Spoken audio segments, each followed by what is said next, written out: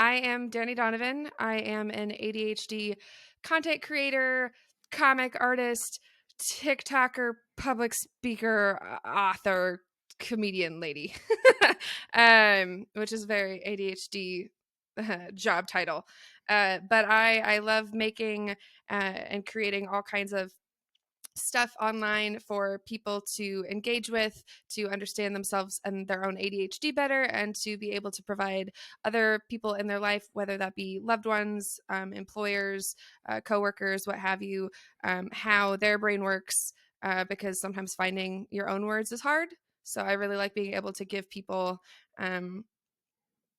not just words, but give people videos and comics and short form things that are easily shareable. And now I'm writing a book that's pretty much a giant book of my coping mechanisms and other DIY productivity hacks.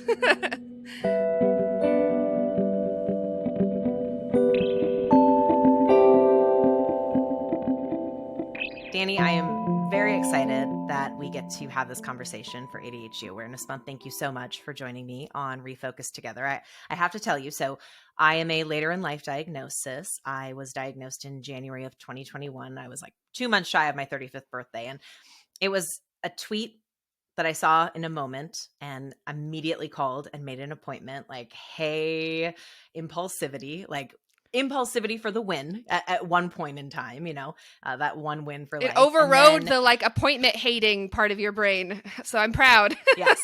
Thank you. And as I've kind of gone back and looked at what led up to that, I can go back in my phone and I actually have screenshots from June of 2020. So well before I was diagnosed, of your content. And it's just so funny to me that at that moment, whatever it was that you were putting out, I was so connected to that I took a screenshot and I put it into a folder that actually said like ADHD stuff and went on my merry way. And so fast forward, here I am, we're in the midst of sharing 31 different stories across the month of October. And I get to have one with you, which is very exciting for me. So thank you so much for joining us here. Absolutely. I'm so psyched. I love doing podcasts. I'm not always the best at listening to podcasts because my attention span is not always so good. But I love listening to people talk about their ADHD on podcasts because we tend to boop, boop, boop, boop, boop around, but can follow each other really well. So I think that's something that I appreciate about what you're doing here too, is just getting so many different people's perspectives, because everybody presents differently. Everybody has different lived experiences. You did not even ask me a question, but can I say something? Please. This is one of the biggest things I try to talk about, right? Where people look to me and my experiences as this resource, which it definitely is. But I also like to remind people that my husband has ADHD and he completely has a different set of struggles than me, right? I was the honor kid, the quote unquote gifted programs, and perfectionistic, stay up all night, get my project done, I need an A or else I'm not good at anything kind of mentality, where I was really overworking to compensate for the difficulties I was having, and no one was paying attention to the social difficulties, right? The difficulty making and keeping friends and all that stuff. My husband, so work and school getting the work done hadn't been that big of an issue for me because I've always had that going for me, I guess. And then my husband struggled on the flip side very much with school. He's got some other learning disability stuff that he's dealing with. But it sort of reminds me, right, when I post something about my messy house and people are like, I have ADHD, and that's not ADHD. That's just especially when the word laziness is such a, I've come to detest it so much. But being able to point to something like that and say, look, my experience is not everybody's experience. You might not have a hard time cleaning, but I bet that I have an easy time with some stuff that you have a hard time with, because A, it's not a competition, but B, no content creator is going to be able to make your exact lived experience. And so that's why I think it's so great bringing it home here. Why there are so many people out here discussing ADHD and content creators making stuff, because all these different perspectives really weave together to create this like wonderful woven blanket. No, I don't know where I was going with that, but like it shows a bigger picture, a clear picture for people of what it can look like, instead of just one person being a spokesperson for all people with ADHD, right? Like you can find yourself and you Oh, can find creators, but there are people who like creators who make completely different content, that I do, who relate to them. And then, so it's really great to see how the number of people out there who are making content about ADHD, making podcasts about ADHD, and talking openly about it, because it's less weird now. And that was the goal, make it less weird to talk about. I couldn't agree more. And, I, going back to the comment you made about how it's hard for you to listen to podcasts, but you Sorry, like was that? listening to, no, because it makes me think, because I will produce a podcast and you're in your head like, did any of that make sense? And I always know when it's good when someone in my life who's neurotypical listens to it, like my boyfriend or one of my friends, and they're like, oh my gosh, that was really good. And I'm like, did it make sense? Because, you can just go Yeah. off on a tangent and talk for an hour and you're like, I don't know how we went from point A to point B, but we did. And I don't know what happened there. You kind of just like blackout. So, Well, I think it's within comedy. I did an improv class with my husband a really long time ago, just for fun. And when they talk about how humor is that ability to get from point A to point B, or point A to point B, and have people connect those dots themselves. And the farther away you can put those dots, the more gratifying, the like harder they laugh, because they had to work a little harder to get the joke. The further apart they are, the higher likelihood that like someone didn't get it, so they feel really good and proud of themselves. And with a lot of humor, right, you go A to C, and then you let them fill in the B themselves. And I think for a lot of people with ADHD, we just go A to C, A to C, A to C all the time. And other ADHDers or people a lot of the time can see, oh, okay, I can see kind of where you went with there. Like I'm following. Let's go.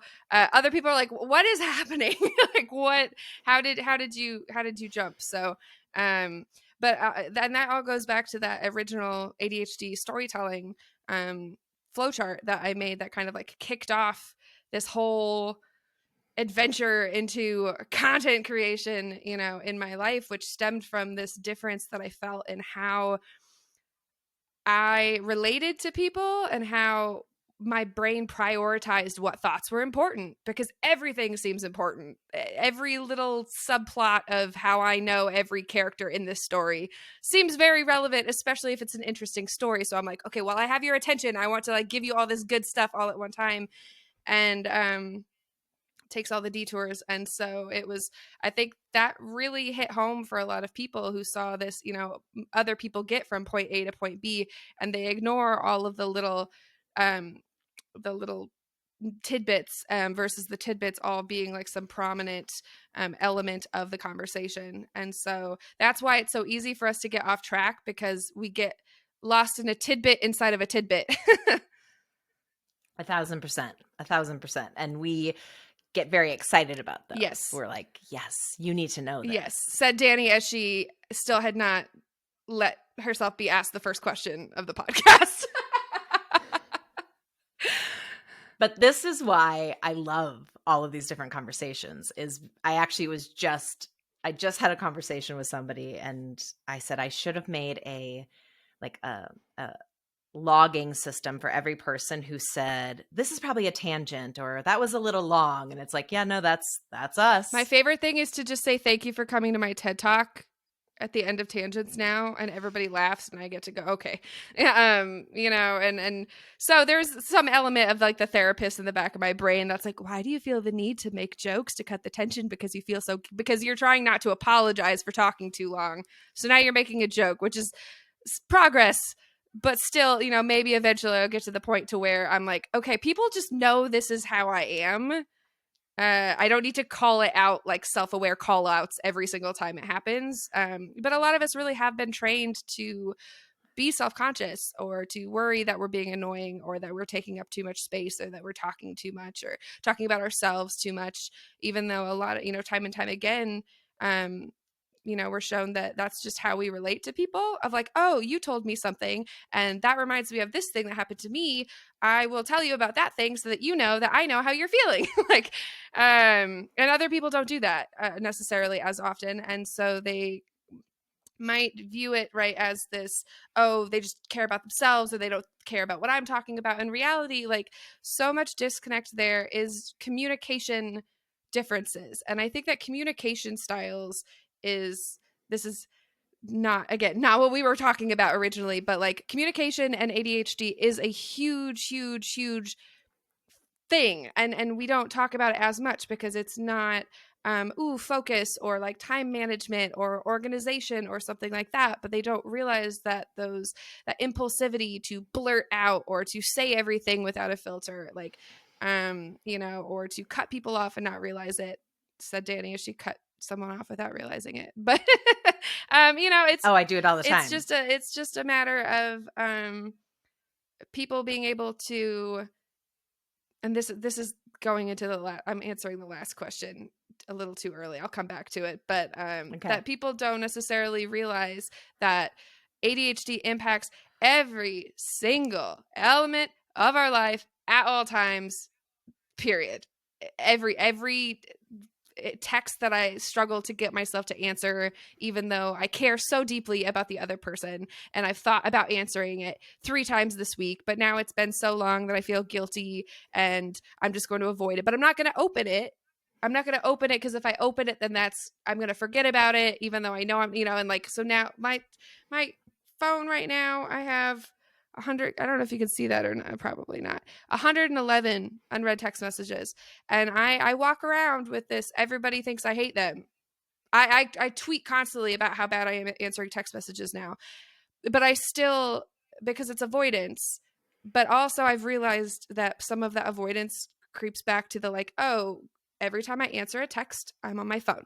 I get out my phone to answer the text. Now I'm on my phone. Now I'm on Twitter. Now I'm on TikTok. Now I'm on this, and I'm not working anymore. So that turned into I can't answer a text while I'm working. And so and then it really, so much of what I do now and what I have found very useful is these tendencies I have where I go, why do I do this thing?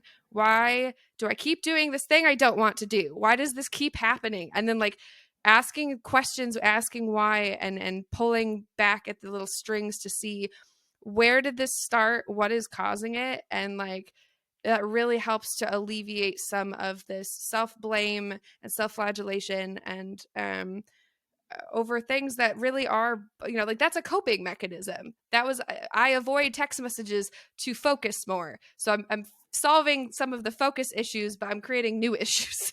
So anyway. I also have the text message issue. Yeah.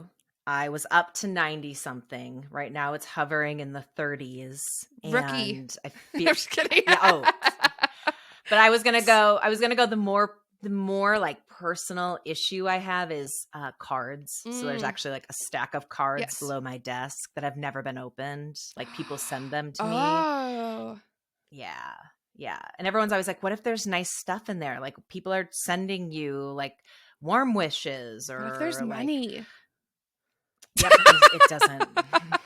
I'm the opposite where I'll buy the cards for my husband and I have stacks of like anniversary cards and birthday cards, and we'll buy them before the date and then we'll both forget to give it to each other on the date. And so then we'll like randomly be cleaning and find anniversary, like, oh, I was going to give you this. And then we'll like write in it and give it to each other, 4 months late.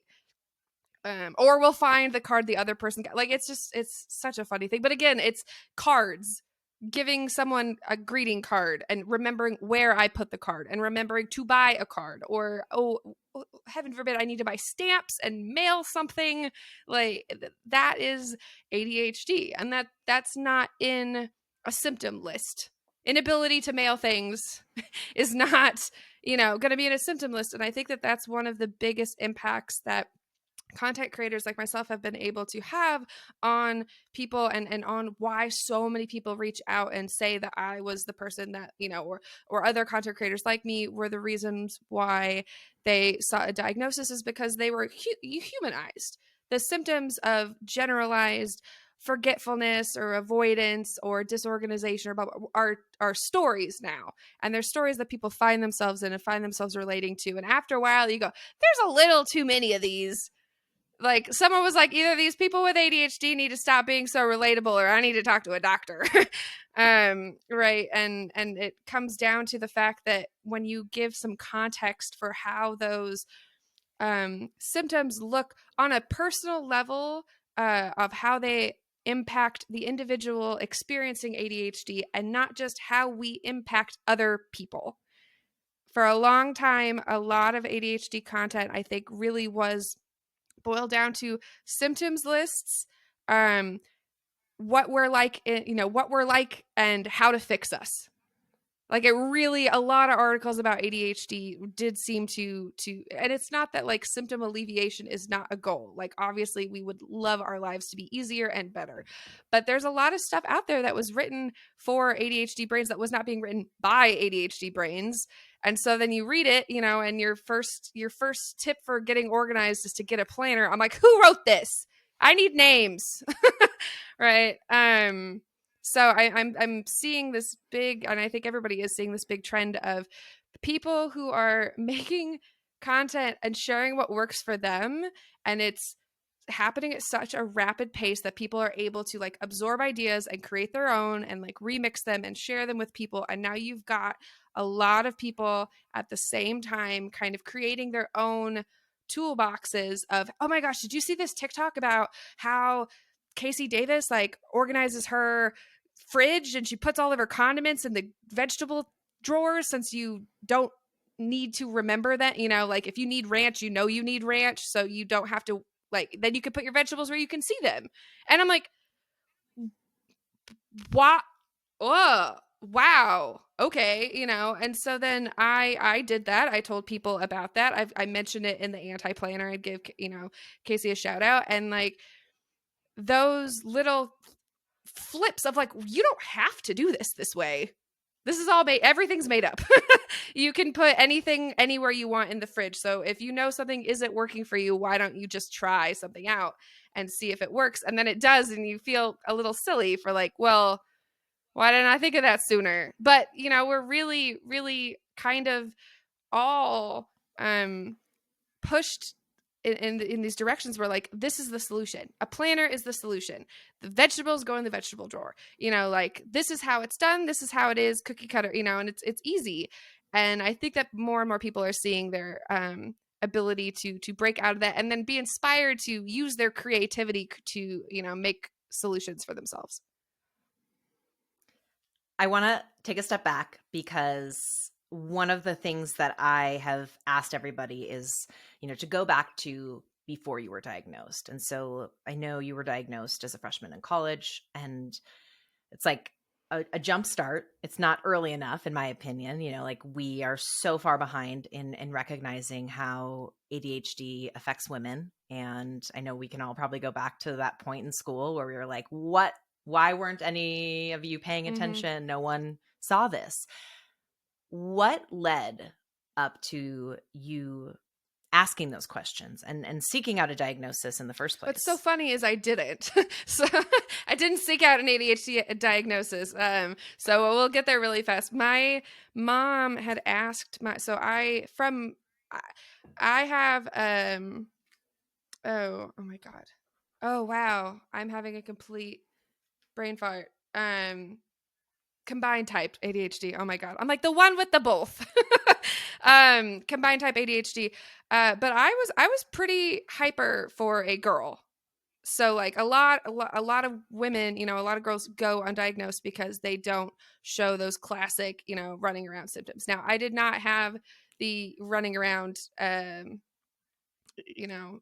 of behavior as my hyperactivity, so much as just like constant chattiness and constant like fidgeting and playing and making impulsive decisions, like, oh, I got my scissors, my first pair of scissors on my first day of first grade. Let me just chop off my hair next to my ears. Let me just make a giant cut right there. The second I'm handed scissors. Or, I was I was goalie for years and years. And as a kid, and I kept getting in trouble because I'd get so bored standing down there when nothing was happening that I'd start doing, cartwheels and chasing butterflies and stuff, and then wouldn't be paying attention and would get scored on. And in But I always did well in school, and I had a difficult time with, making friends, but I was a quote, I was weird. So what are you going to do? Right. But fifth grade came around, and my mom, I guess, had even spoken directly to my teacher and had said, do you think that she might have ADHD? And my teacher tells my mom she can't have ADHD. She's too smart. Yep. So that's where that kind of starts, is that, education at all forms. It's not just, oh, did a doctor catch it? It's like, if someone suspects something and someone, like an educator is operating off of bad information or stereotypes, that's just a horrible situation, moving forward, because that could have potentially been caught right then. I could have potentially been diagnosed in fifth grade, before I even went to middle school. And how awesome would that have been, right? But it wasn't. And I'm not going to just be like, and this is all because of, I'm not going to say her name, but oh my god. But and it was rough. I got to middle school, high school. I found a crowd that I fit in with, who all now have ADHD diagnosis. But I went to college, and my life just really started to fall apart pretty quickly, because I was always really good at school, but I didn't have to worry about, I had to make sure my laundry was in the laundry room before laundry day, but I didn't do my laundry. And so that is a very privileged thing to have been done, but I didn't think about that, right? Or I didn't have to feed myself dinner. I didn't have to, remember, I wasn't driving enough places where I was get my oil changed, or do kind of all this stuff, manage my own sleep schedule. No one's gonna know. And so there was and I had 8 o'clock classes. And so I had to, there was no alternative. There was no option for me to not have 8 a.m. classes. So, I was staying up really late on my homework, having to get up really early. I was not feeding myself well. I was just eating Easy Mac for for breakfast, lunch, and dinner. Cold Chef Boyardee out of a can type feeding myself situation. And I was really missing home, and so I went to see a psychiatrist about depression and some sleeping issues, but just talk about maybe going on an antidepressant. And she just heard the velocity at which I was just changing topics. And she herself had ADHD, and she was like, hey, so has anyone tested you for ADHD? And I'm like, what? No. And she's like, okay, I want to talk to you about this, because I'm pretty sure you have it. She asked me about my childhood, and I just started bawling,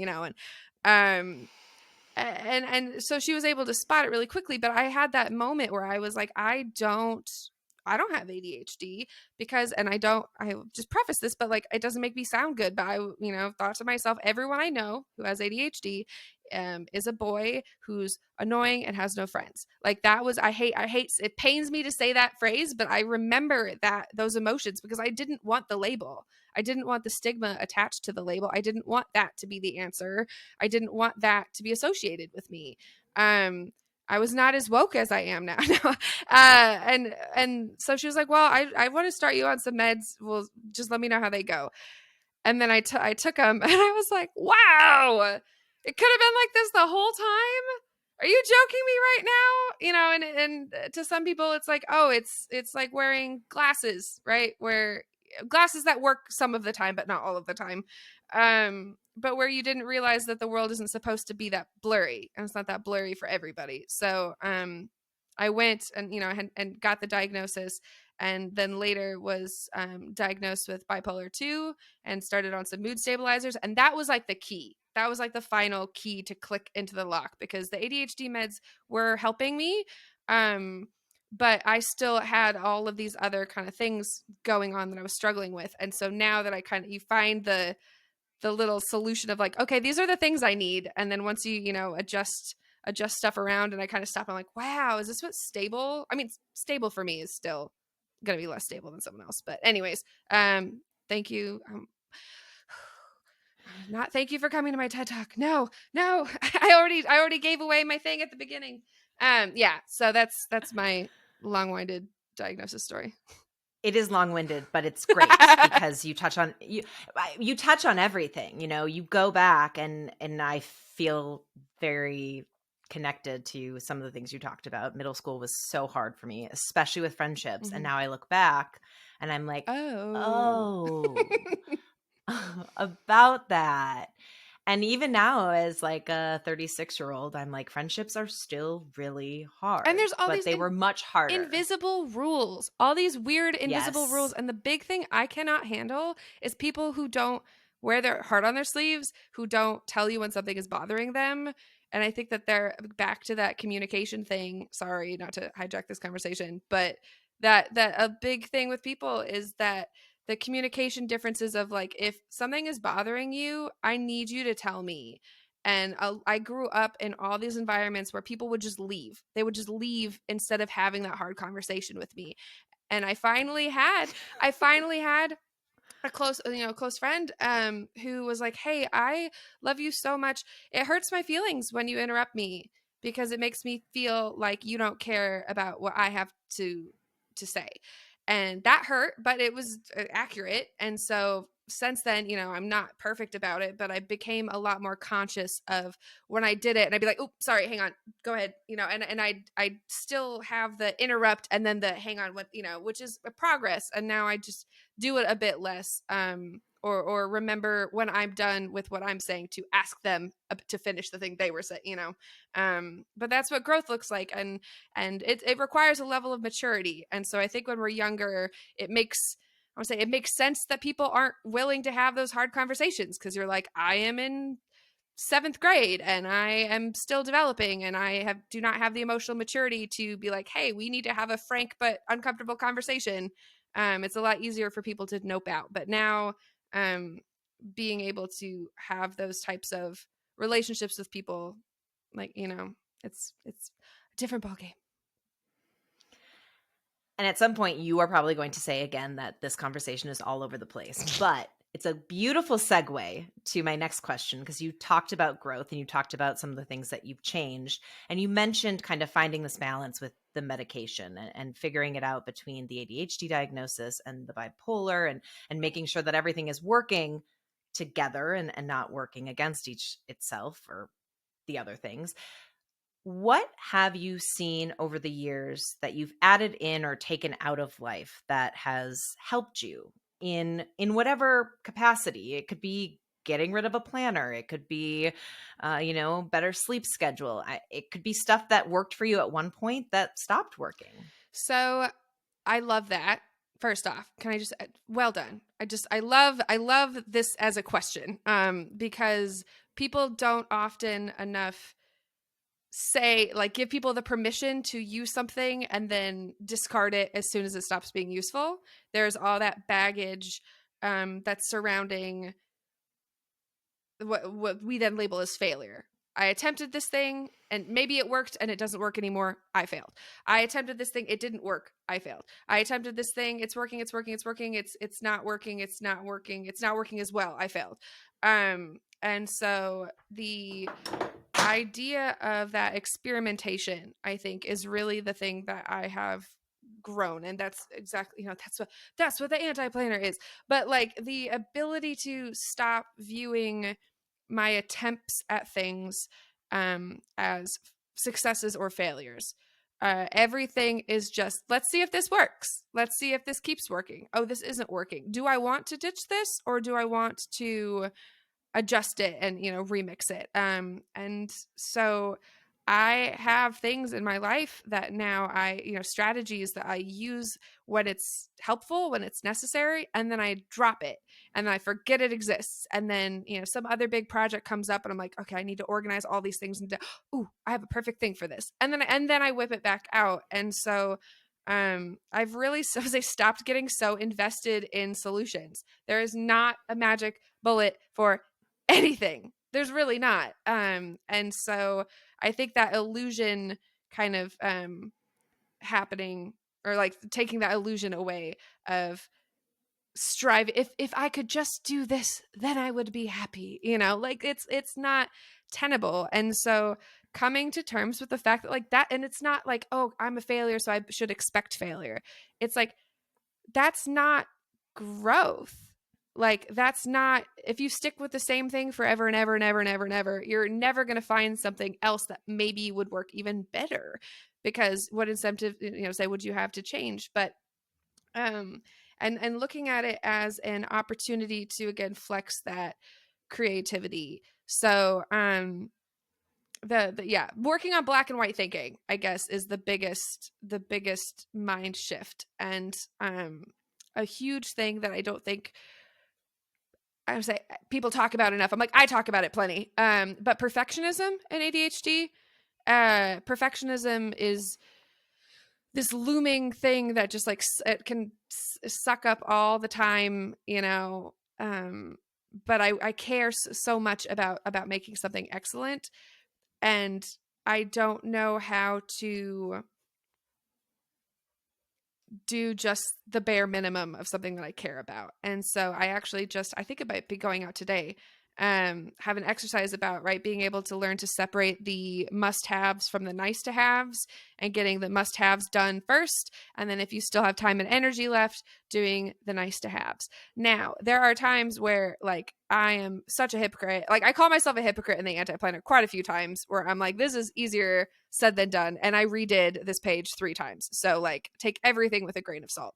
But the ability to adapt and learn and figure out what does the bare minimum look like, and then everything above that is gravy. So that was, I don't know if that was an adequate answer, but No, it was, well, and it was great. And you touched on the growth side of things and how important it is to acknowledge that things change, Mhm. and we as humans change. And I want to go back, you mentioned your stereotype Yeah. in your head when the psychiatrist said ADHD. And I have said the same thing, and I hate admitting it. But in my head, when I was a kid and there were people in class, predominantly boys, and if you knew they had ADD, because at the time that's what we called it, they were quote unquote dumb. They were Mhm. not smart. They were not going to make it far in life. And Mhm. I hate admitting Yeah, it. But it's again, we know important. better We now. got to own it It now. is. Obviously, that's not It how is. we feel to this day. It'd be real awkward if you did. No. Right? Yeah. The anti-growth ADHD Yes. movement, that's over here. Yeah. Yeah, No, no, no. no, absolutely not. We're not here for it. But I think that there really is that level of seeing it as growth. And that's what I kind of touch on with the anti-planner, is that like this feel, if I were to define this by how my old brain would have defined it, would have been, these are all of my failed attempts at getting my life together. These are all my failed attempts at things that worked and then they stopped, these are all my failed attempts. And I kind of was like, what if failure looks like not trying anything and winning looks like continuing to try new stuff? Because I do love new stuff, and how the research phase and the planning, and like, even if I only end up doing something for 2 weeks, that's more than I was going to get if I didn't do it, And so kind of looking at things as a I'm really proud of myself for trying. Like, it's so hard, right? The participation trophy thing, but like being proud of yourself for trying, and proud of yourself for the bare minimum. And I touched on my webinar thing I did about the anti-planner, about how I would love to go on a 30-minute walk every day. I would love to. But I don't always have it in me. And so as long as I put on my shoes and I walk to the stop sign and back, my brain's like, I went on a walk today.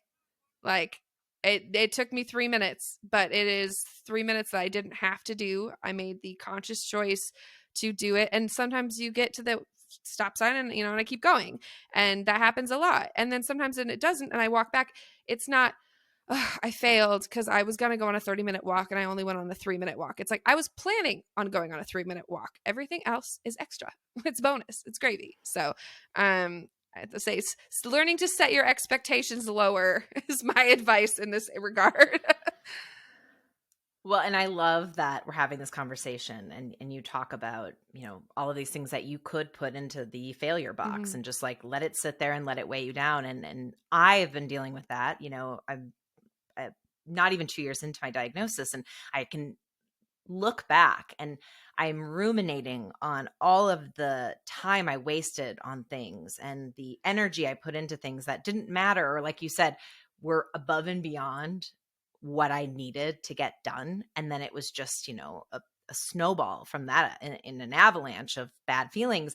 And even just talking with you and hearing how you frame it in my head, I'm going, yes, it is frustrating. All of those things that added up and are making you feel bad.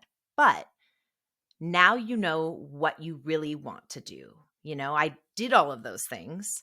And now I know that it's not what I want to do. And that's a pretty awesome place to be. And so it's kind of just reframing it. But Yes. again, you have to come back to it every day. And look at, like, I stopped and I go, how can I feel like a failure? You know how few people have probably tried this many things?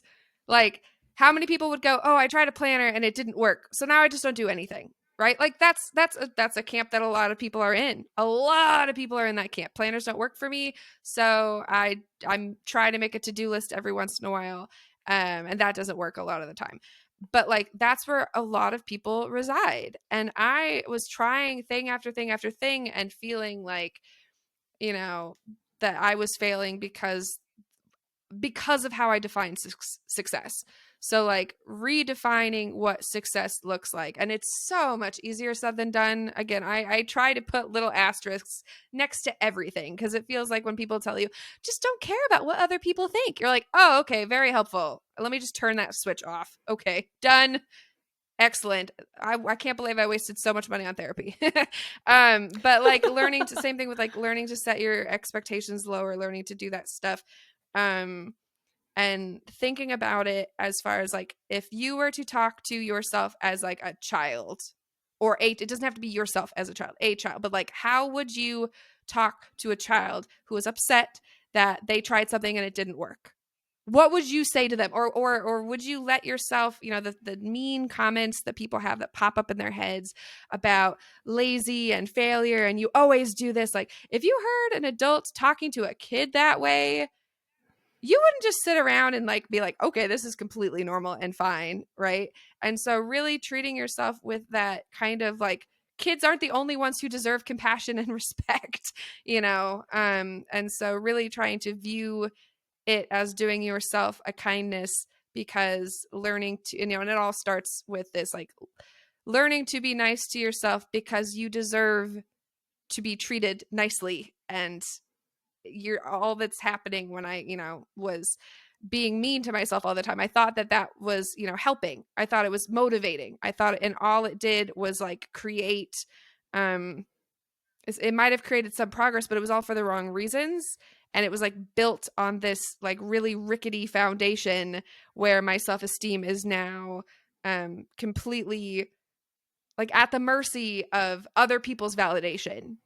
Right. Tell me I did good. I need to know that I did good in order for me to feel like I did good because that wasn't coming from inside. It was not coming from an authentic place where like even if someone else doesn't like this, that's too bad. I like it, and that does take again a lot of growth and a lot of healing and a lot of therapy. So Well, and I'm curious about that because you have put yourself into this position as a content creator. And the unfortunate side of the internet is that there are sometimes really terrible people yelling loudly on the internet. So, how do you balance putting stuff out that is so personal and is helping so many people? But we know we are predispositioned to be listening for that one person in the back of the auditorium who's just booing, and they might be yelling quietly, or, you know, they might be booing quietly, but that's all we're hearing. How do you drown that out? My brain goes, don't read the comments. No, I will say I have been very, very, very fortunate that because people are like, how do you handle negative criticism? I'm like, I don't get very much. It's surprising. It is surprise, not in a like, ooh, pat myself on the back. Everything I make is amazing. Like, I get tons of comments, tons and tons of comments. I cannot and do not read them all. I That would be my entire day. You know, especially some of these TikTok videos where, you know, you've got 30,000 comments. Like, it's not going to happen. So I'm sure that plenty of people have said plenty of mean things. But I will say that talking about my ADHD, especially on like Twitter and TikTok, particularly is kind of where I live, that the community is so tight and so loyal that like I feel very free to be open because I don't have to defend myself if someone comes in my comments and decides that they want to start acting up, because other people will come and rush to, you know, your defense. And it's not just because it's me and I'm just because it's me and I'm a content creator and so I've got, you know, fans who will stick up for me. These hashtags, these, you know, people talking openly about ADHD, like if someone's talking about how their ADHD impacts their life and someone starts being mean, you look, I'm not going to cuss on here, but like you look like a complete jerk. Like you look bad. And so there's that, right? Like don't feed the trolls.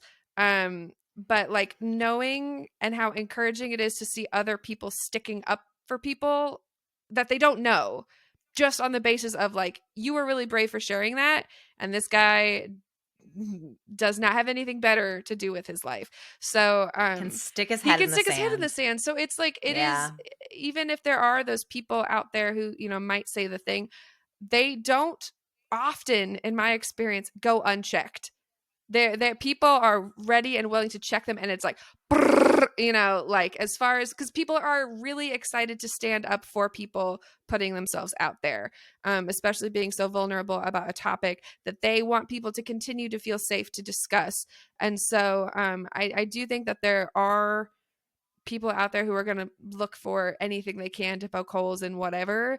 But the main thing that anybody ever really boils down to is, that's not ADHD, you're just lazy. That's the take is, you know, that's not ADHD, you're just lazy. And that used to wreck me. Someone calling me lazy would have like ruined my day a couple years ago.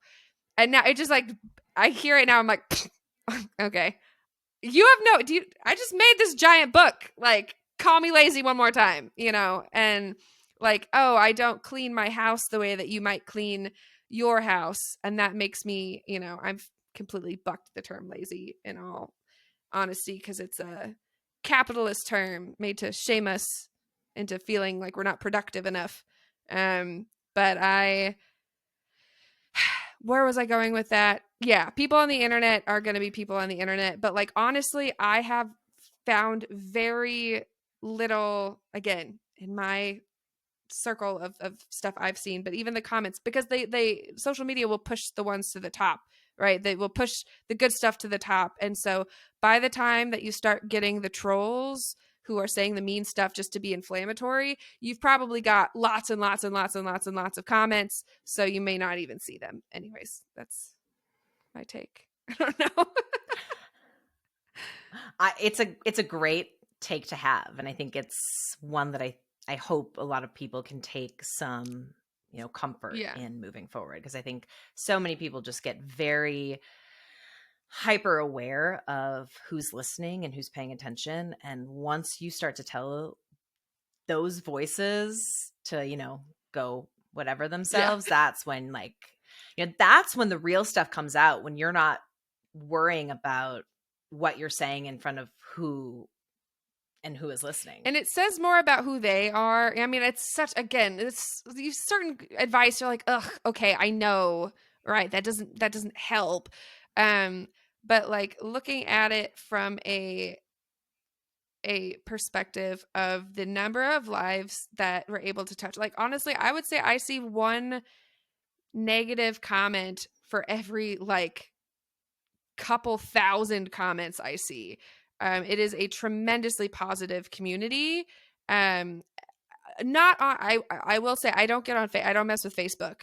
I don't mess with Facebook. I've seen some comments on Facebook and on Facebook ADHD stuff. I'm like, I'm not going over there. So I would say stick to, you know, if anybody especially out there wants to talk openly about their, say also openly about their ADHD. This is there are a lot of people who are afraid of their employer finding out, right? I want to talk about my ADHD online, but I don't want my boss to find out, which is where I was, which is why I posted my flowchart on Twitter, where my boss didn't follow me, and not Instagram, where my boss did follow me, and that didn't work out anyways. But I tell people two things. One, you know, if you are, you know, don't think anyone would care, but are worried that like maybe a future employer wouldn't hire me because I have ADHD. You know, again, this is a privileged thing to be able to be like, do you want to work for them if that's the reason they don't hire you? Do you want to work for an employer who did that? But two, like, you can make a throwaway account, make a throwaway Twitter, go engage in neurodiverse, you know, neurodiverse squad.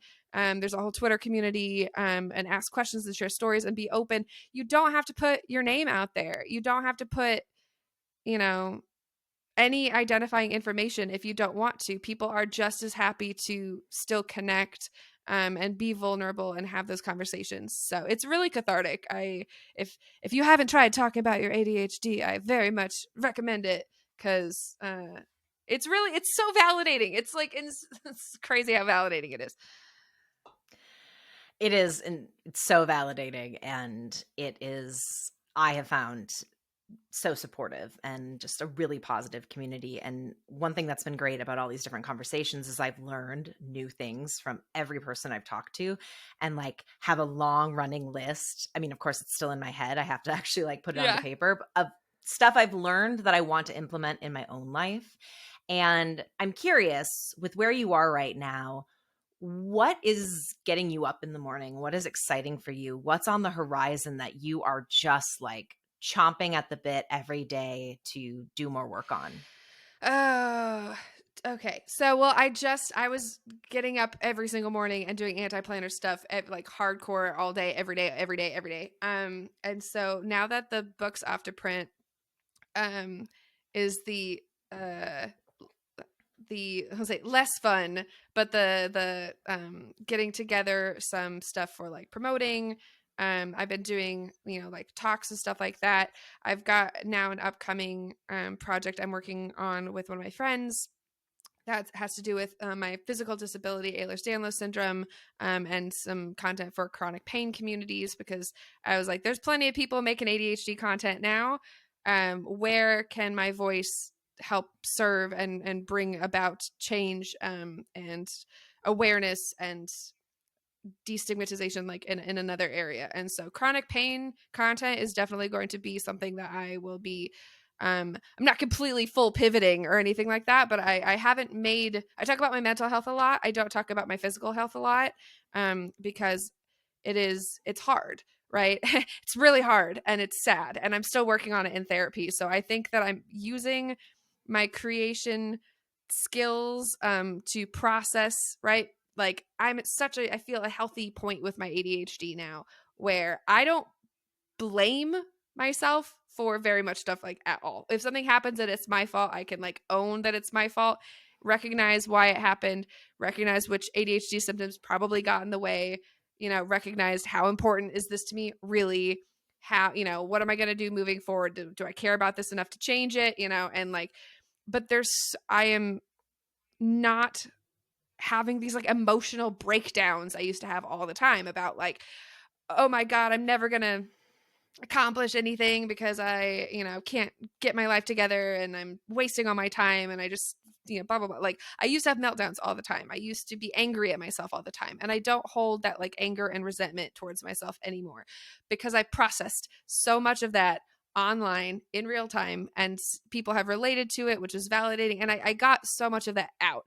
And now, shifting to talking about physical disabilities, it's a different can of worms of being difficult to talk about and process. And so, that's another kind of, again, I'm not a full pivot, but definitely going to be a change of pace. But I'm excited because I kind of get to start um from the bottom of where, what do I think people need that they don't already have? And that's with ADHD, content and stuff. I love still creating that stuff, but there's a lot of it out there now.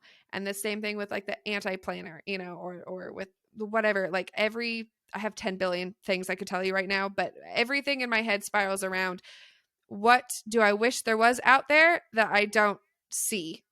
What do I wish existed, and how can I go and make that be a thing? And so I've got a bunch of stuff that I've got in the works, but I ought not disclose yet. But yeah, I'm really looking forward to making all kinds of new fun stuff. I am so excited for you for this because I think it'll be really great for you to be able to reflect back at these two different journeys and how the first one prepared you for the Yes, second I'm like, one. at Really. least I know what I'm doing now a little bit more. Yeah. But again, the stumbling your way through things and not know, like, I did not set out to be a content creator. I was a What? I know.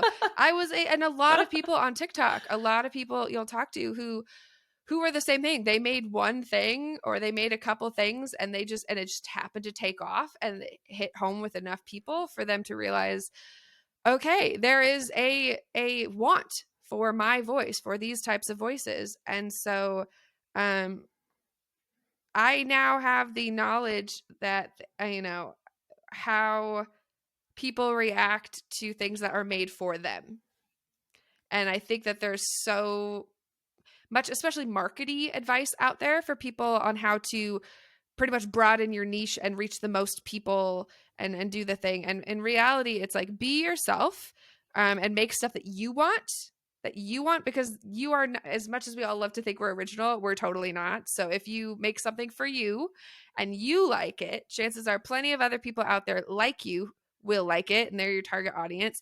But even if nobody likes it, at least you made something that you like, right? Because there's nothing worse than if you try to make something that you would not be a target customer for, and you make it and you don't really like it that much, and then nobody else really likes it that much, and you're like, okay, well, I just put all that time into something for what? And so that's why I think that making meaningful content, making meaningful products, and designing things with users in mind, and um real people, right? And not from that, how can I make the most money right off the bat? Like, most of my content, like, I didn't do anything to monetize. I didn't even have a Patreon when I started making um content, because I think it's so important to give it away for free, and people who want to support you, who are able to support you, will do so because they appreciate that you're making it free for other people. And so, like, that's my other, you did not ask me what advice do you have for other creators, but it really is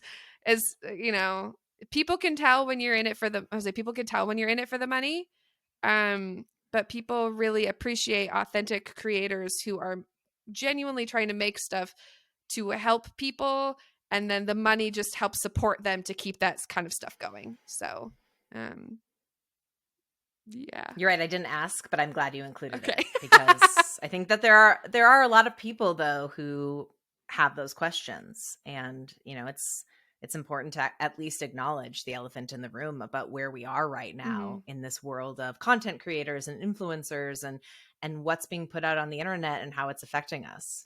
Yeah. And finding that stuff that, like, who inspires you, and ask. So I will say, this is my other little tidbit of best advice I could give with the anti-planner, because I found my old notebook actually, and I took people like, how did you come up with the idea?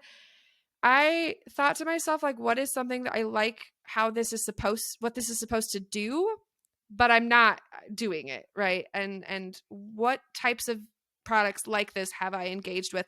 What do I like about them, and what don't I like about them? So I have pages on pages of products that I like, or that I wanted to like, but I gave up on, or I never wrote in, and it's like, why didn't I write in this? I'm like, because it was a soft cover and I hate having to hold books open and write.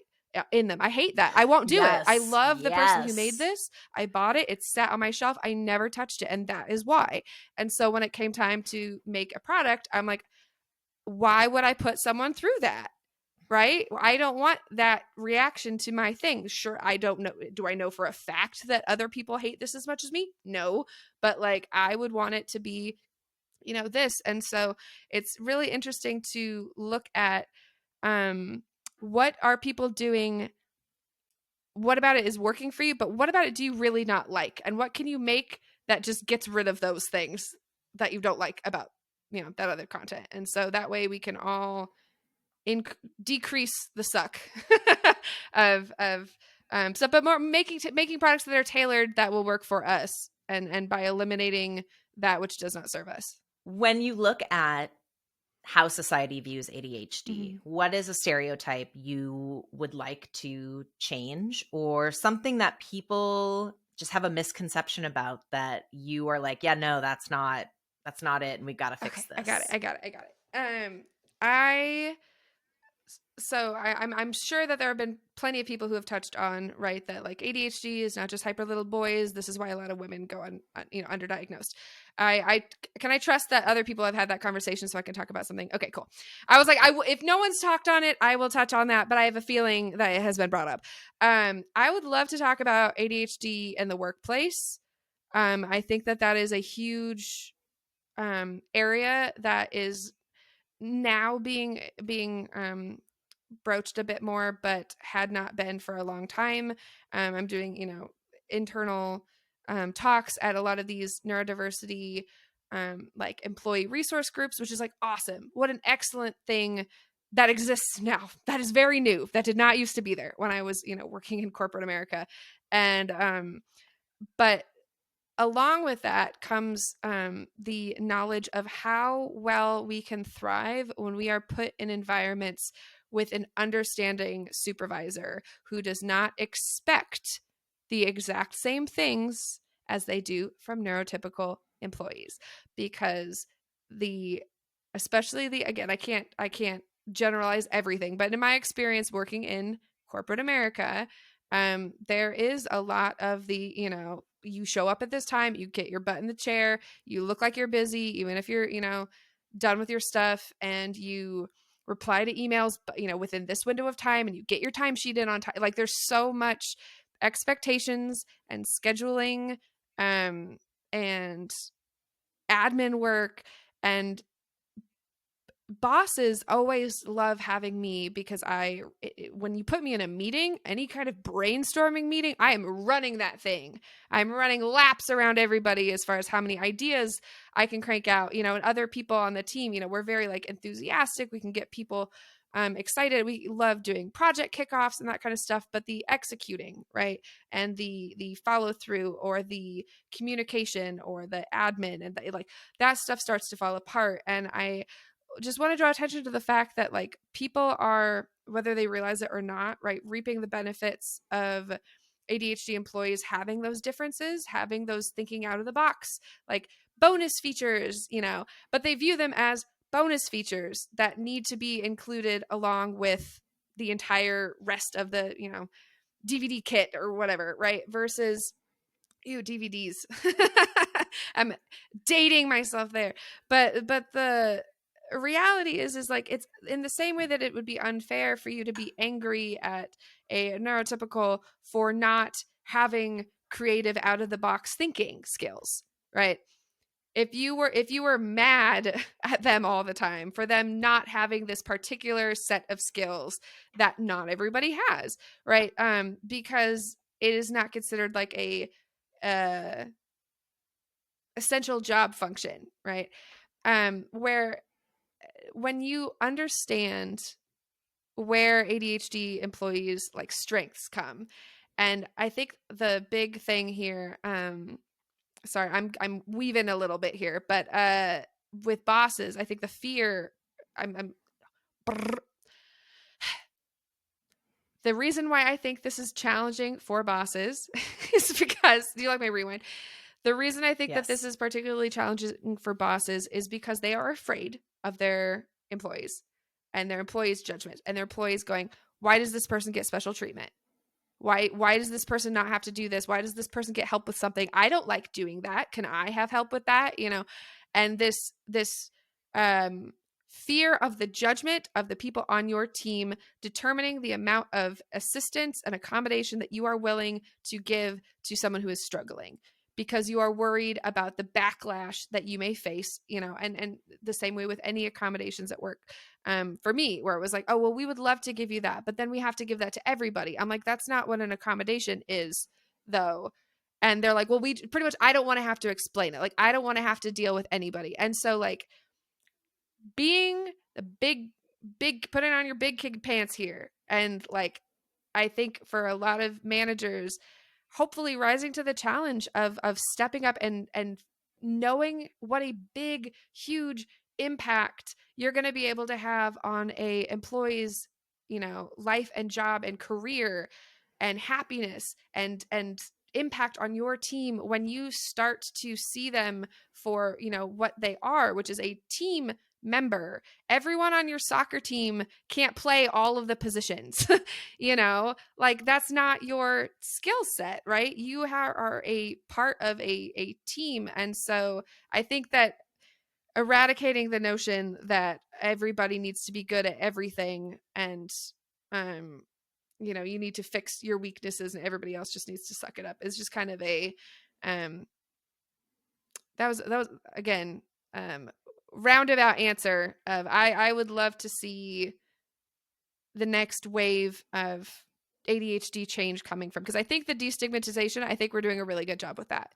I think that there's a lot of people who don't feel like talking about ADHD isn't weird. It doesn't feel odd. Talking about therapy doesn't feel odd for a lot of people. It's just casual, conversation topics now for a lot of people. But I do think that permeating the workplace is the next step, because we spend a lot of our time at work, and more understanding bosses will make for happier employees, which will make for everybody's lives being better and more awesome. I love that answer. I can look back at my career and the many places I've worked, the many, many Yep. places I've worked, and many of which I left because,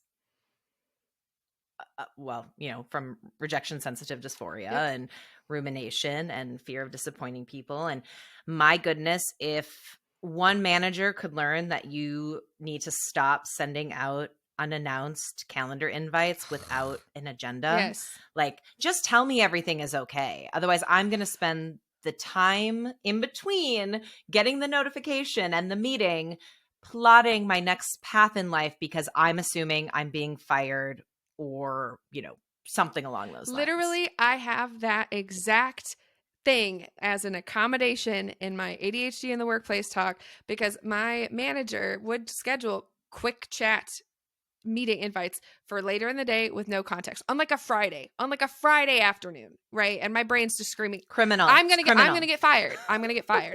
And it happened a couple times, and it was like, oh hey, so I want to do this project kickoff, and I'm like, can you call these meetings project kickoffs or whatever? Like, can you give me some sort of context? And he was like, why? And I go, because I think I'm gonna get fired. And he goes, why would you think you're gonna get fired? I'm like, I don't know, a lifetime of experience, right? Like I've been fired from multiple jobs, and it's always typically been about like coming in late, or me not responding to someone's email fast enough and then them telling on me to my boss, right? And so I felt like that it was coming. I was just waiting for it to drop, and then but I had to say a couple times, like, hey, this is genuinely something that when this happens, I lose hours of my day. I am sitting at my desk. I'm not working. I'm racking my brain for every mistake that I have made that could have possibly led to us having this meeting. What did I do wrong? Right. And I'm using that time that you're paying me for, that time that I am not working. I am just sitting here anxious. And so, and he stopped doing that. And I was like, I could just ask you to not, granted, he was a good boss, but like, I didn't realize that like that in itself is an accommodation, right? Like recognizing that even though what's Brene Brown of empathy is not understanding what it's like to walk in someone's shoes. It's listening to someone talk about what it's like in their shoes and believing them even when it doesn't align with your own personal experiences. And like, I love that so much, but it's true with this because he did not understand why a meeting called Quick Chat would trigger me into this like horrifying, anxious whirlwind. But respected it anyway. And it's like, that's an easy enough change for me to just go ahead and not serve that on your plate for no reason. So I think that there's like a whole, or even when it came to like timesheets, right, I would have past employers who would ask about, hey, where's your timesheet, hey, your timesheet's not in, hey, get in your timesheet. And he would come and just be like, hey, so I noticed your timesheet's not in yet, is there anything I can do to help out? And I sometimes would go, well, actually, I'm missing this project number from this client, and I asked them about it last week, and they didn't answer, and I didn't follow up. And he'd be like, okay, hang on one sec. And then would go, and then 2 minutes later, he'd come back and be like, here's the project number. And I'm like, thank you. And I'd go and do it. And sometimes it was just, oh no, you know what? I got it. And I would go and do it. But it always came from this feeling where now I am feeling supported as I go and fill in my late time sheet. I am not feeling lectured. I am not feeling defensive. I am not feeling like these big negative emotion. Like, it's so silly how some people don't even think about timesheets necessarily, right? Unless I talk about timesheets with people with ADHD, they're like, ugh. But having just such a tiny change, because most of the time, right? Oh, hey, do you need anything from me? I'm like, nope, I got it. But like the way that conversation felt to me as an ADHD employee, and how easy it was. What an easy way to check in with someone in the same number of words it takes to say, hey, why isn't your timesheet in? Like, anyway, yeah, I'm excited to see the future of ADHD in the workplace. So we need to do like a stay tuned recap a couple years down the line and be like, so how did all that pan out? Yes, absolutely. And I am sure that we could crowdsource plenty of things for you to add to the ADHD in the workplace stuff that you've been working on. But I totally agree with you. It's where we need the biggest change because we are valuable and we bring so much to the team, and we just have to get everybody else on board. And I'm so appreciative, one, of your time today, but two, of like just the energy you put out into this community, not just for people who have ADHD, but for all of the people who love us and live with us and are friends with us or work with us, because all of that matters. The people who see your stuff and are engaging with it, whether they have ADHD or not, like, it's just opening up their minds a little bit more. So like that vulnerability of putting that out there and taking that on, thank you, because I'm sure some days it feels like a heavy load, but know how much good it's doing, truly. Thank you so much. I can't believe that this is my life. I can't. It's very strange to me how someone, I grew up being bullied for being annoying and talking about myself too much. And now all I do is talk about myself on the internet. That's my job. And I'm killing it. No. And, but that's just exactly, when people are like, forget the haters. I was like, no, let them fuel you. I'm the spite driven person, but the things that you're good at, storytelling and being open about my feelings, are strengths that I didn't realize were strengths. I'd been told that they were weaknesses. And so I think that everybody can maybe have some perspective of the things that you've been told about yourself that are flaws, and, maybe ask yourself if those aren't bugs, maybe they're features, right? I like that. That's a great way to go out. So, Dani, thank you so much. Enjoy the rest of ADHD Awareness Month, and we will catch up with you in Dallas in November and kind of get the lowdown on the next stuff that's happening with you. Absolutely. Thank you so much again.